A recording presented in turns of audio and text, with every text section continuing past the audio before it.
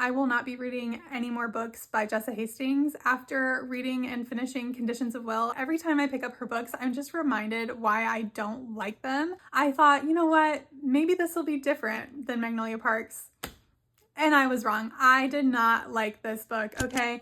The characters, every single one of them was completely insufferable. Georgia is a body language expert, which is a really cool idea in theory. What started off as kind of a cool little quirk about her character quickly snowballed into this really annoying trait that she had, where every single time that she saw anybody, she was micro-analyzing every single tiny facial expression they made, and it was just very heavy-handed and a bit much. And I haven't even gotten to the romance at the core of this book, so let's talk about that. The only reason Georgia even meets our main male love interest, Sam Penny, is because she has to come home for her father's funeral, and her younger brother happens to be an alcoholic, and he brings along his AA sponsor, Sam Penny, to support him during this, as I'm sure you can imagine, very difficult time. So the whole reason that Sam is even there in the first place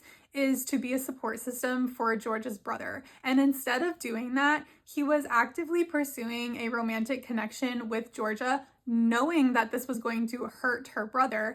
And they were just sneaking around this whole book. And I just couldn't get behind that. And not only that, there's no reason for them to even be together. At no point was it explained why the two of them would be a good match. How do they bring out the best in the other one? None of that was explained. It felt like they just took their initial physical attraction to one another and ran with it. One other thing that really bothered me about this book was the sheer amount of typos. For a book of this caliber with this large of a following behind it, I feel like maybe we could have spent a little bit more time editing. Maybe before we printed the book, we could have done a little bit of a proofread, because why was there 6, 7, 8, 9, 10 typos in this book? I can overlook 1 or 2 typos maybe, but the amount of typos that were in this book was just impossible to ignore. And as a reader, I expect a higher quality from the books that I read. So yeah, overall, I really did not like this book. I wouldn't recommend it, but this is by no means to push anybody away from reading this book. If you are a fan of Jessa Hastings and you know you like her writing, you're probably really gonna love this.